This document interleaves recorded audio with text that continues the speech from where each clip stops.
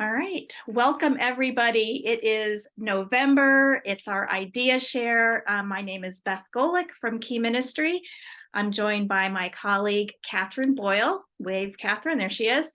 And she is our Director of Mental Health Ministry. So welcome everybody. This is Idea Share, which is just a time to check in, ask questions, get encouragement, share ideas, share concerns. And it's really just a time for ministry leaders from all over to connect. And so I'm happy you're all here. Would anybody like to start with a status update or a question? The Meekins are raising their hands. All right, Meekins, go for it. Did you have doubts?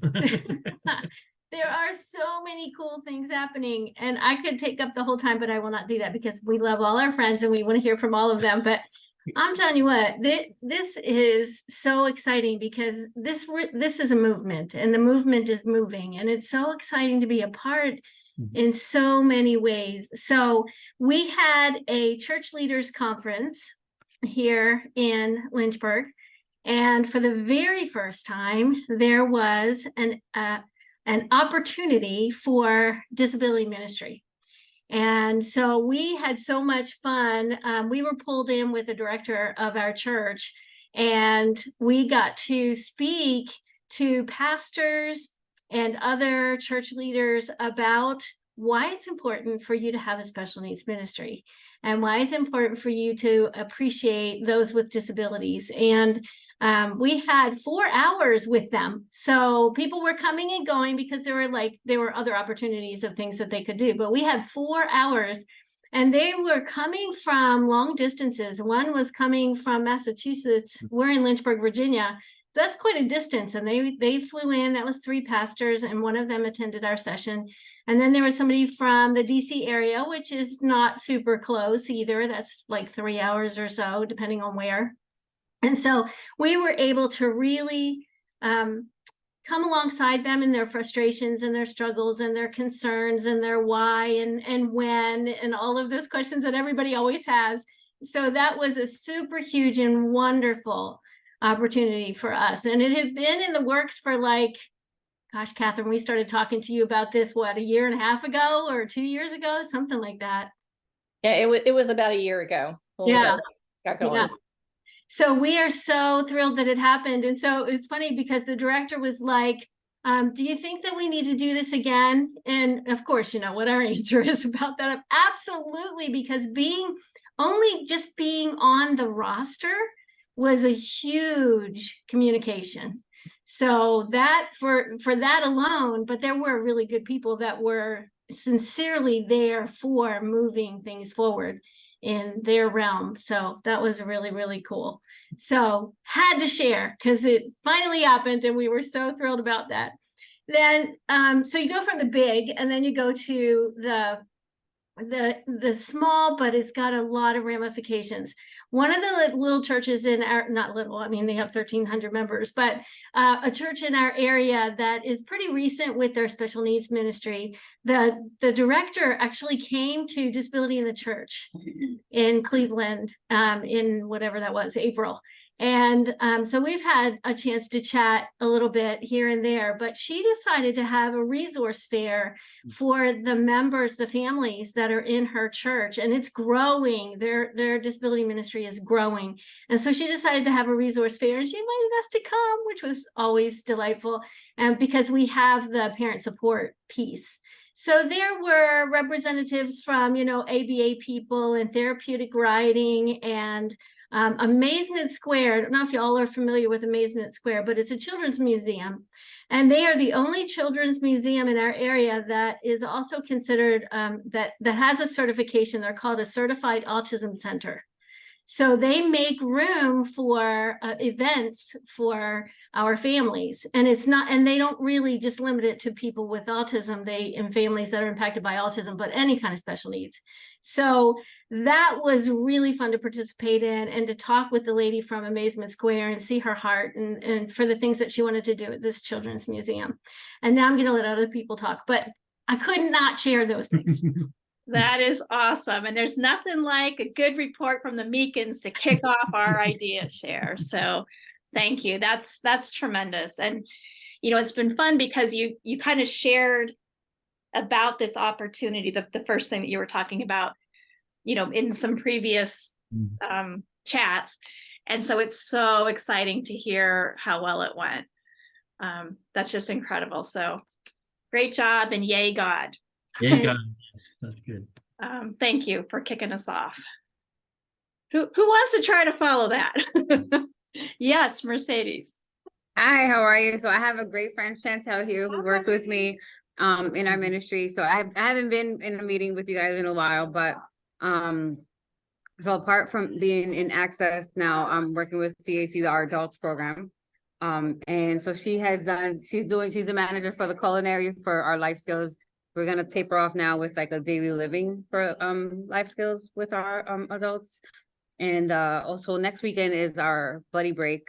So we're gonna have that, which I know we've spoken about that and ideas for that. I think it's the 20th annual, right? So yeah, so that's exciting. And we're just asking for prayers, keep us in prayers for us to keep having ideas, for Chantel to keep, she's amazing in the kitchen, teaching them so many things. So we're blessed to have Chantel as the new manager over that. So definitely, we're just here to listen and to have other ideas that you guys might have. So. I love it. Well, I'm so glad you're both here, and thanks for giving us the update. And yeah, we'll definitely be praying for your upcoming events. And where did Catherine go? Oh, there you are. Okay, you jumped. Maybe we can add that to the prayer team list. Thank you. All right. Who else would like to share? Oh, we got two hands raised. I saw Linda's go up first and then Barb. Okay, I've been in Europe since October 15th. I spent a week in Ukraine, Western Ukraine. I spent a week in Northern Poland. Now I started in Munich, drove to Dresden, drove to Frankfurt. And in about 2 days, I'll visit with autistic kids that are in the Stuttgart region. And I've had a fabulous trip. I talked to Catherine that there should be a disability in the church conference in Ukraine because not everybody can come out of Ukraine, especially the pastors, and Central Europe, because Poland is kind of the Christian conference capital of Central and Eastern Europe. There's a lot of good churches there. I had a good small group meeting with some Polish young adults, and I'm really trying to make I asked them to help make their churches a place where everybody can belong. So it's been fabulous. So tomorrow I go down to the Stuttgart region, and then I'll be back in Munich. And I'll be home on the 13th. Wow, you have done a lot in the last few weeks for sure. Well, who knows? We're going to Orlando in May. Who knows what's coming up next? Well, if I could just say, I told Linda that if Steve had had his way, we would have been on all 7 continents already. True. True. I was a little nervous about going into Ukraine because I wasn't sure what to expect, but it was kind of surreal because in Western Ukraine, they haven't had much bombings. Okay. The only way you can tell there's a war going on is 1, there's military checkpoints when you come into a city, and 2, every day there was a funeral. There are more men dying than they're talking about. It is a sad situation. But one thing, it has opened their eyes to disabilities because in Ukraine, they don't have disabled. They're put in institutions. You don't see them. But I will say the Autobahn's awesome because I did 300 miles in 3.5 hours. Wow. Friday morning in a station wagon. So nobody was on the road and there's no speed limit. So I just flew down the road. But not every American should be doing that, because if you hit somebody at doing more than 130 kilometers, no matter what it is, you're at fault. So But I had to pass my dad's driving test before the other driving test, so I'm like really good at driving. I know a lot of autistic people aren't, but I'm good at directions and driving. So, but yeah, that's what I love about coming to Germany.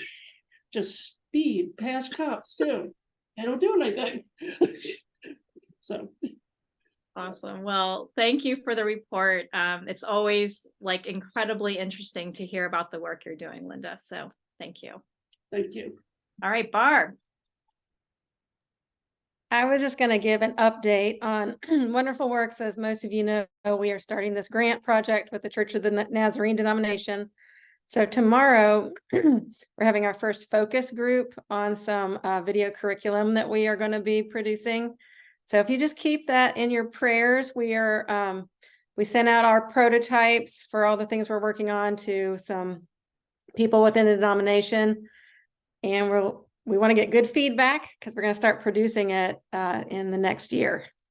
So, yeah. And I will say too that the Church of Nazarene did hire the disability ministry coordinator. Okay. And he is amazing.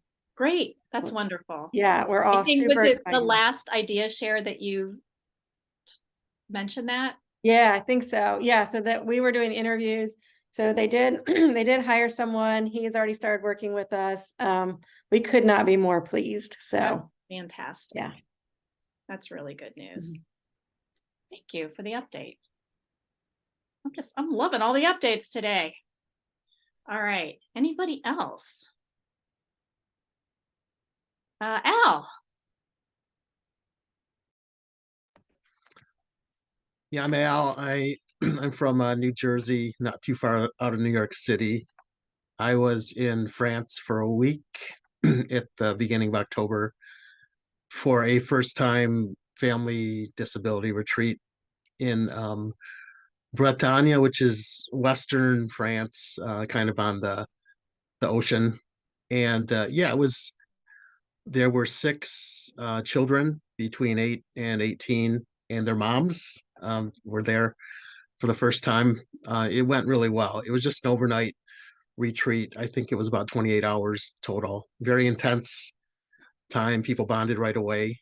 And yeah, it was really good. We had a really good team of leaders. I was the only non-person from France that was at the thing, but the team bonded together. The retreat bonded together.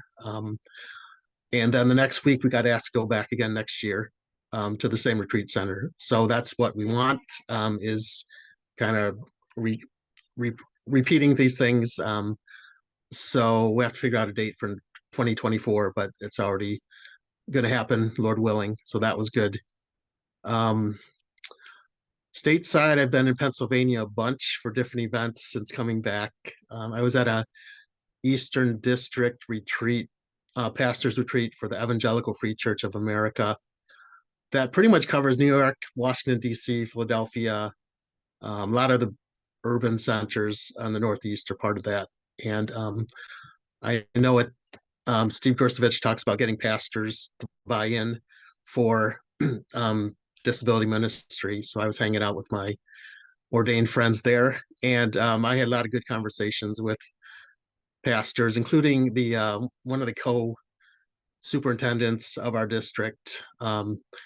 He's a former pro football player for the Philadelphia Eagles and interested in disability. They actually have someone on their staff who does multimedia who has autism. And we had a conversation. We're in discussion about a pilot project with that church, helping develop disability and potentially employment. And that potentially could lead to a lot of impact within the district. So we'll see what happens with that. But that was very positive, that conference. I was at a Johnny and Friends family retreat 2 weeks ago. It was the first time they did one just for young adults, or for adults. They've done it for whole families, and it's still family retreats, but this was not kids, which the summer retreats, there's a lot of children, but this was young adults and other age. It went really well. It had a different feel for sure, having more adults than kids, but it was very positive, that experience. So I was taking notes for our France retreats from the Johnny and Friends retreat. So hopefully we'll continue to borrow what's good from Johnny and Friends and bring that over to France. There's been a lot of harvest events or Halloween, whatever you want to call it, in this area. So I have a 12-year-old son with autism, so that gives me permission to go as a dad with my son. So it's been good connecting with 4 different churches as dad, bringing my son there. So that's been positive as well, all within an hour of where I live in New Jersey. Love it. I love it. So Al is the consummate networker, and I love how he's attending these different things. And like, for instance, the Johnny and Friends family retreat, which I mean, I've served at them before. They do a phenomenal job. And I love how you're taking what you experienced there and bringing it to France. I mean, it's amazing. How is your French? Did it come right back to you? Oh, he's muted. So he might be talking in French right now. We don't know. Sorry. No, I had to give a talk in French, and yeah, it comes back really fast. Okay. So I'm very thankful that it's there. I need to learn the vocabulary for disability Oh, in French because I didn't have that when I was there. But they're very patient, and I appreciate that with my French friends there. well, I love it. Thank you for that update. That's really cool. All right. Yes, Katie. Well, when Al talked about the different flavor for adults, my ears perked up. I'm happy to say that Camp David this past year had 362 in attendance, and our ministry, that's not all we had. So to context that, that's everyone on the ground, volunteers, parents, work crew, and our adults. But we went from roughly 60 adults in 2022 to 85 and their families in 2023. And you figure about a 2 to 2.5 volunteer leader kind of ratio to every adult that comes. And it was even better than it was before. So I want to echo what Al said. We brought a lot of, when we started out in 2021 with 180 something participants and volunteers and everything, coming from a Young Life Foundation. That was all we knew about camp. And we're also affiliated and partner with Johnny and Friends in a lot of stuff and model after them as well. We took from whoever to create something, and we tried. And each iteration gets better and better. We have a strong focus, and it was so much better this year, a strong focus on parental connection. Our belief is very strong families provide the best resource for our adults to continue to grow in discipleship and community and to stay healthy, because we all know that housing is super a struggle. I don't care where you are in the country. I read up everything I can on it. It's a big thing on our radar, and I'm a parent. So as well as the executive director of David's Table. But I just love how God is honoring our faithfulness in these little things just to keep marching along. And we already have people who've already made Airbnb because reservations to attend camp next year before the last camp was even finished. And so much, and by that, because it's traditional camp, and I have a daughter in a wheelchair, it can be challenging to put somebody in a bunk bed, especially if you're an aging parent taking care of an older adult. But ours is strictly adults and their siblings and their families. We're a family ministry. And I just want to encourage anyone who's looking to reach out to that population, please do. Our kids grow up. And I have a mom who is recently widowed, who's in her early 80s with twin 54-year-olds. They're the oldest ones we have in our group. And they're absolutely beautiful. Kevin and Marcus love gardening. They love to come and hang out with us. And mom is a sweetheart. But you can just imagine the challenges that would be. And so having these connecting points, because we do 9 hours of free programming between the Sundays is what we say.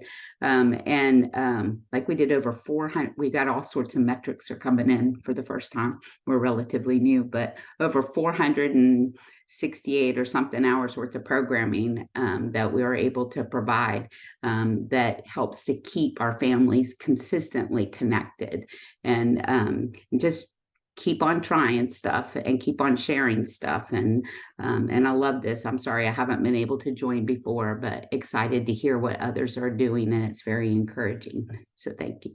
Well, thanks for sharing, Katie. I'm so glad you and Skeeter are here. I see Skeeter.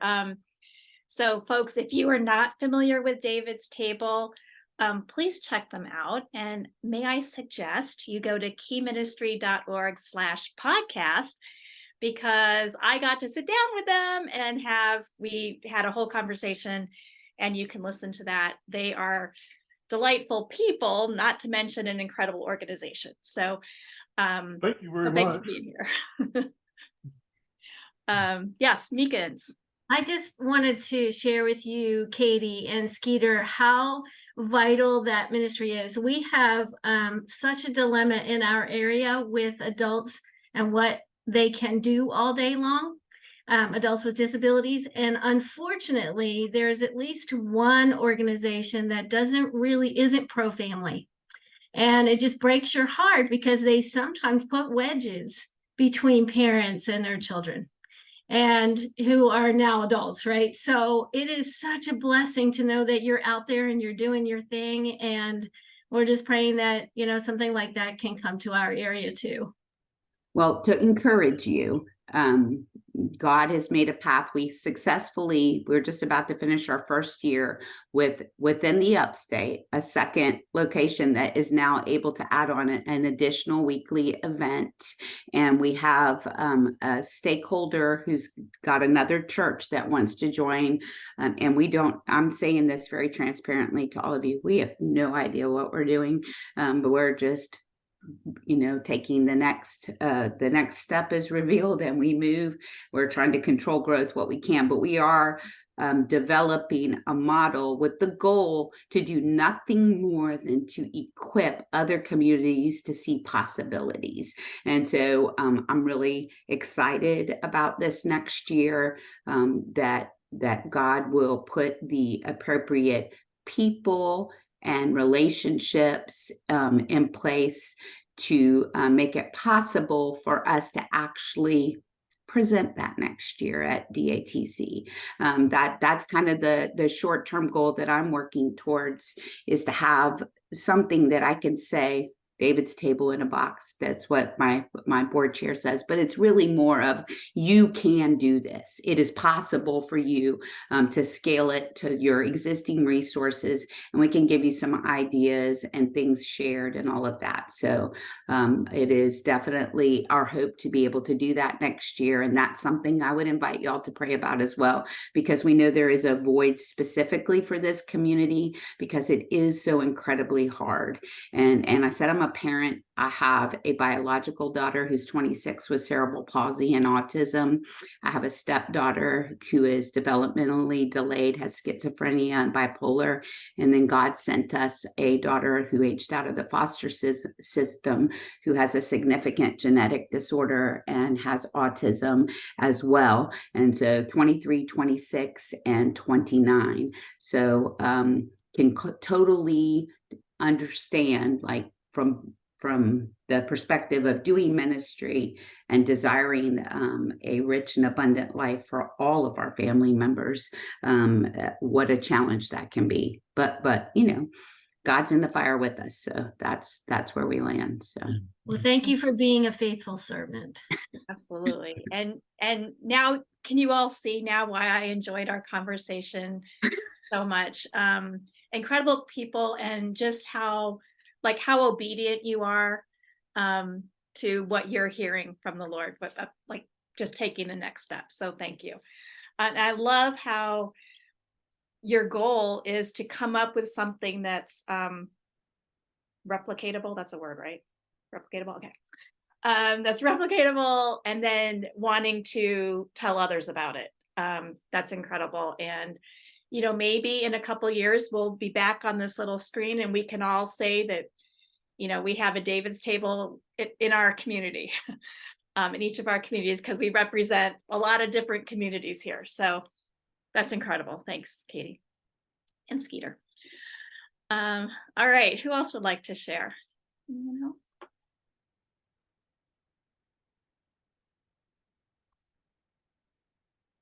else? Allison, yes, great. Hey there. So I'm in where am I? Pennsylvania, some southeastern Pennsylvania with an English accent. Just a very small share, but it's just always blows my mind. So we actually opened our Night to Shine registration a month early, and in 4 days we already have 140 guests. So it's like, okay. So we will soon reach our 220 max, a little earlier than I was hoping, but hopefully, because we're a little bit earlier, there will still be other churches around that we can share the love with. But I was just like, okay. So here we go. Yeah, we're opening ours next week. Hoping, we've been asked a couple times, like, because if there are new churches who are applying to be a Night to Shine church, the Tim Tebow Foundation asks existing churches, they call it a proximity check, like, how do you feel about additional? And our answer is like, bring them on, because we've got lots of Night to Shine events in Northeast Ohio, and they all get closed out because there's just such a need. So hopefully in Pennsylvania, hopefully there'll be a lot more churches stepping up, but that's incredible. Wow. Anybody else doing a Night to Shine? Good, Katie. Okay. I know, Al, you usually attend one or serve at one. Yeah. We're not hosting one. Okay. But there are two. There's a new church in South where our other location is, as well as a church we partnered with. So we like to come into churches and help them run events, like with volunteers, funding, whatever. We like people like you, let me tell you. My church numbers are growing, and that's why I said this group should be able to relate when we talk about expansion. It's the church already in the community and coming in and doing something for this group. But yeah, ours get full every year. We could have 10 more churches do it, and those would all get full too. So yeah. For Night to Shine, easy. Al. Yeah, we could do 10 more in our area and fill them all up. I mean, northern New Jersey, New York. So yeah, they get full really fast. One thing that our church has gotten permission to do is to do back-to-back Night to Shines. Like, it's normally a Friday, but we've also done like a Thursday and a Friday because it takes a lot of work to decorate anyway. So one more night ahead of that is, you're doing the same amount of work in some ways. It's just, you can get more people in if you get the buddies, and if they're already background checked anyway, sometimes they'll do both nights and things like that. So that's one possible way to do that. I don't know if I'm supposed to say that or not, but that's another way perhaps to get more people in. So that's interesting. So Al, at my church next week, we're going to be hosting back-to-back events. So our church does a respite night, and we now do a separate event called Crave, and it's for teens and adults. And normally we spread them out throughout the year so that it's not like a big workload or volunteer, recruitment commitment. But I think I might have mentioned this to y'all. I either had the most brilliant idea or the worst idea I've ever come up with to have the events back to back on a Thursday and Friday. So kind of along the lines of what you were saying, Al, we're setting up some of the rooms like a sensory room, like we're setting up some of the things. Not that the events are exactly the same, but some of the things are. The marketing efforts, we're doing it at one time instead of hitting the congregation at separate times. It'll be interesting. We'll see if I'm still standing after that Friday night. But for the Thursday event, we're actually doing a Friendsgiving. So we're going to do a big, like a Thanksgiving dinner with our guests and volunteers all, eating together. So the idea is we're trying to create community. So it's not just like providing respite for the parents, it's more of a providing community for our teens and adults with disabilities. So yeah, so we'll see. I'll be able to report on that at our December idea share, I guess. So, and then key ministry news. So I know many of you know, we just wrapped up taking submissions for speaker proposals for Disability in the Church 2024.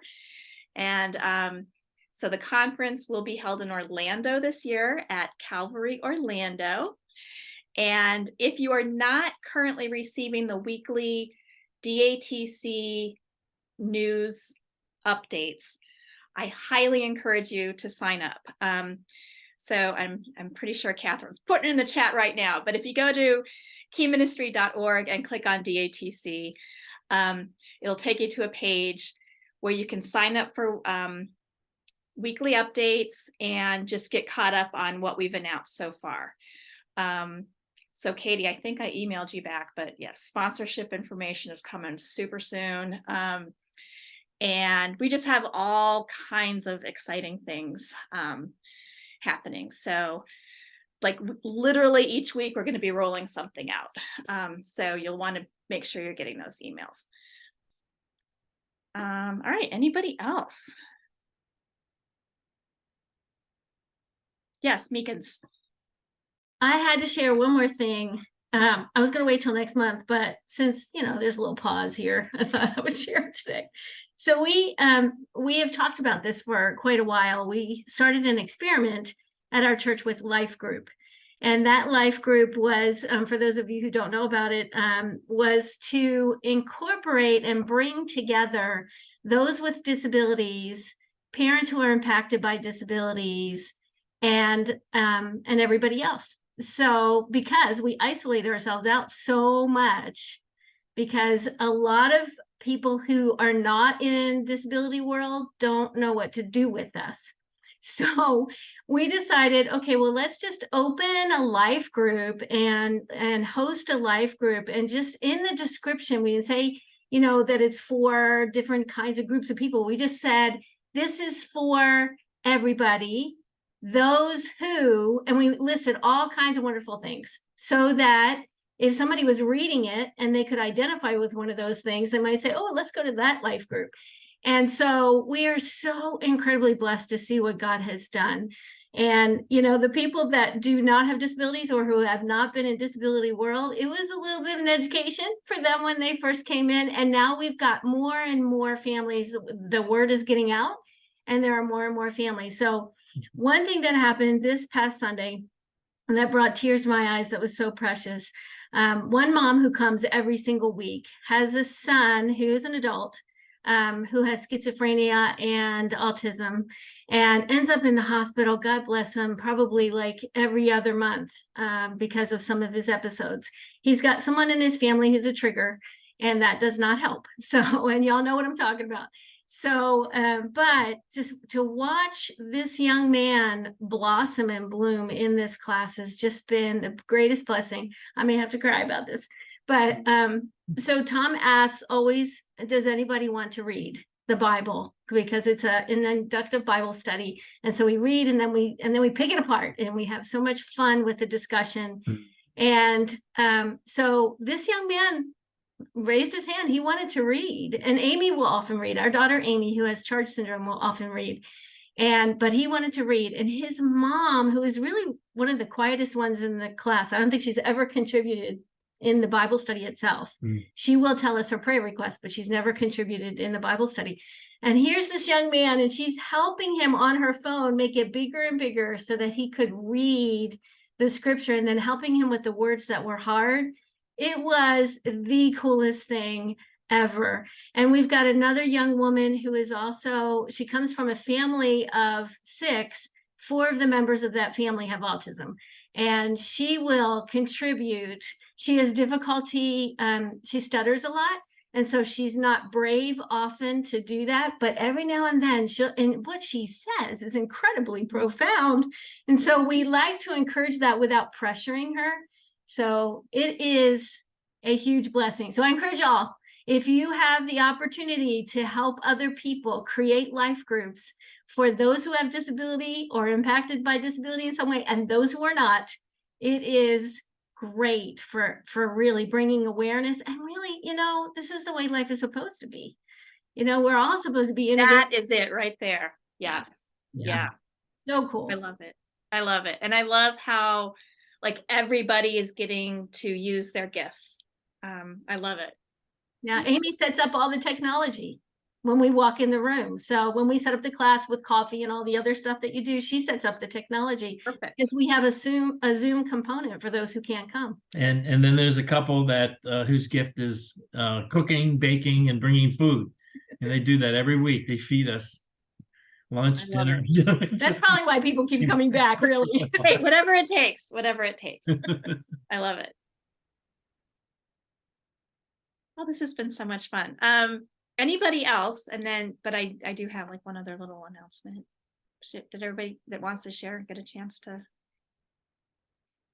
Okay. So our disability ministry video roundtable for this month, again, November 2020, I keep saying 2024 because I'm already planning 2024 things. We are going, oh yeah, we're gonna have a fun one. It's actually next Wednesday because it's the 3rd Wednesday. We're gonna be just dreaming big. And so the idea is we're just gonna pretend that, money's no object, and we're just gonna, what would we do at our churches, in our organizations, with disability ministry, if money just wasn't a thing? We could just do whatever we wanted. So that'll be a fun one.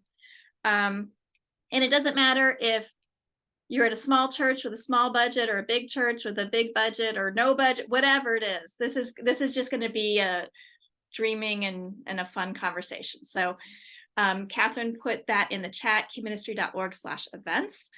So I hope you'll join us. And so that's it. So thank you, everybody. We'll get this video posted because I know a couple people didn't have audio today. So we'll get that posted. You can always find these on keyministry.org and look for the For Churches tab and video roundtables, as well as our Vimeo and YouTube channels. So give me like a day, and then you can look for it. Okay. All right. Thanks, everybody, and we will see you soon. Bye.